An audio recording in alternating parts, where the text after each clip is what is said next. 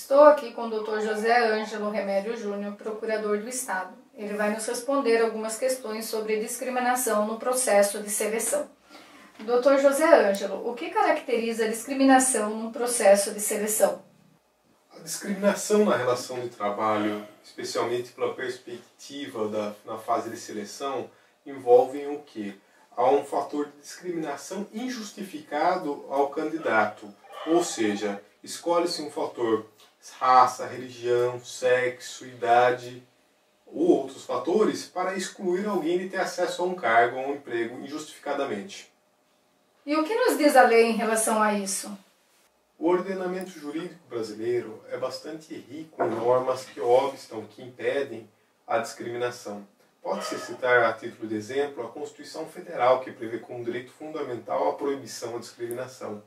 Da mesma forma, a consolidação das leis do trabalho, chamada de CLT, e outras leis esparsas também prevêem, obstam a discriminação na relação de trabalho. É somente no processo de seleção que ocorre a discriminação? A discriminação pode ocorrer nas três fases da relação de trabalho, na fase pré-contratual, na fase contratual ou na fase pós-contratual. Vou explicar melhor cada uma das fases para ficar mais claro. A fase pré-contratual seria na fase de seleção do candidato ao emprego. Seria o caso de falar que não se admite um candidato de cor negra àquele cargo. Esse seria um exemplo da fase pré-contratual. Fase contratual seria o caso de privar alguém de assumir um cargo de chefia por simplesmente ser mulher, injustificadamente. E já na fase pós-contratual ocorreria o quê? Quando injustificadamente o candidato saiu do trabalho, já não seria mais candidato, ou melhor, né? Houve a rescisão do contrato, o trabalhador deixou de ocupar aquele trabalho e, tendo referência ao futuro empregador daquele candidato, agora candidato, fosse falado, não, ele é um negro ou ele é um homossexual, em detrimento da imagem daquele candidato. Isso seria uma discriminação pós-contratual. Todas essas formas de discriminação estão aliadas ao quê? A fatores de raça, sexo, idade, cor, para criar essa discriminação injustificada nessas diversas fases da relação de trabalho.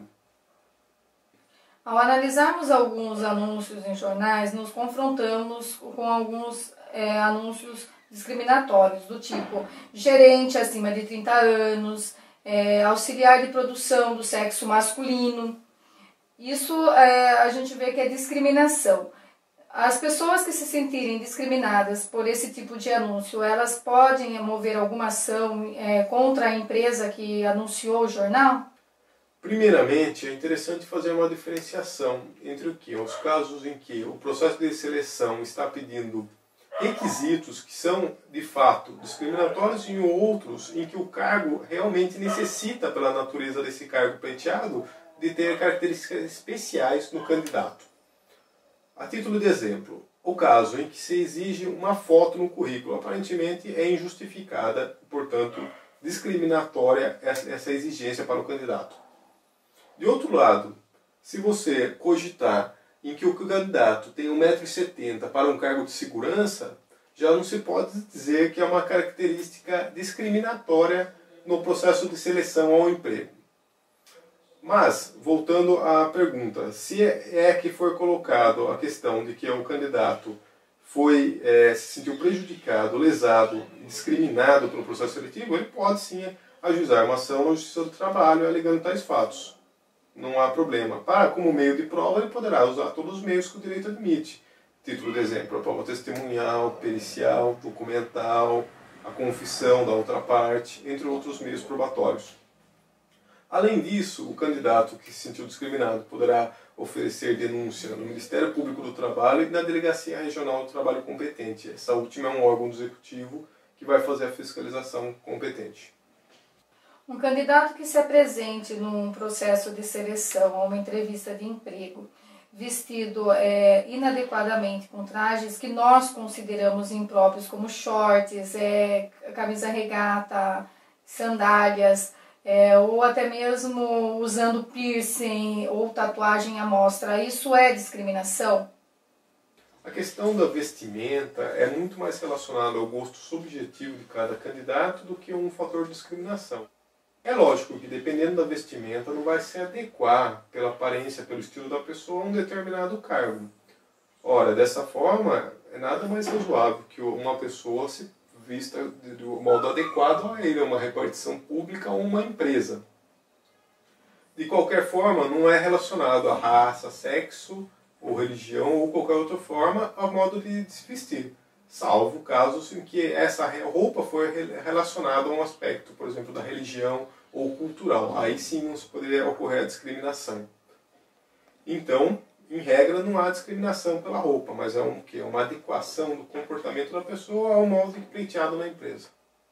O empregado pode processar a empresa por ser discriminado por um gerente, ou ele deve processar o próprio gerente? O trabalhador que se sentir discriminado por prática do ato de gerente de uma empresa de qual ele integra, pode processar tanto a sociedade empresarial de qual ele é empregado, como o gerente. Isto porque é fundamentado na culpa da eleição pela empresa daquela pessoa como gerente e no ato da empresa ter que fiscalizar seus empregados.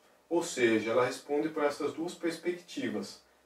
Na prática, é mais comum que a empresa responda essa ação que seria movida pelo trabalhador empregado. Se um candidato processar a empresa e, por sua vez, essa ação for julgada improcedente, poderá o candidato ser obrigado a indenizar a empresa? O mero exercício de uma ação de um candidato que se sentiu excluído do processo seletivo que ele entendia ter sido discriminado, não dá oportunidade que a empresa entre com uma ação pedindo danos. Pode até entrar com ação, mas não vai ter fundamento para ela pleitear o dano simplesmente porque aquela pessoa propôs uma ação contra ela. O que o direito dá com uma mão, que é o acesso à jurisdição, ele não tira com a outra.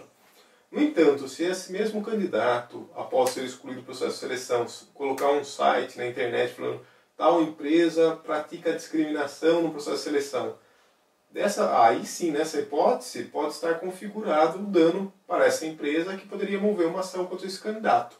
Ou seja, a denúncia para os órgãos corretos, a propositura de ação do candidato que foi excluído do processo seletivo e se sentiu discriminado, não seja uma ação da empresa contra o candidato fundamentada.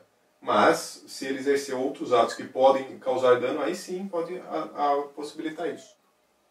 Dr. José Ângelo, o que o doutor aconselha aos profissionais de recursos humanos para que evitem esse tipo de processos? A recomendação que pode ser feita para os profissionais de recursos humanos é o quê? Que eles conheçam, no mínimo, a Constituição Federal, que é um dever até de todo cidadão, e conheçam também as normas da CLT, para evitar incorrer em condutas discriminatórias graves. Além disso, é imprescindível que consultem um jurídico da empresa para saber se a conduta que será prevista no processo seletivo é legal ou não é legal. Em suma, são essas as recomendações que eu deixo.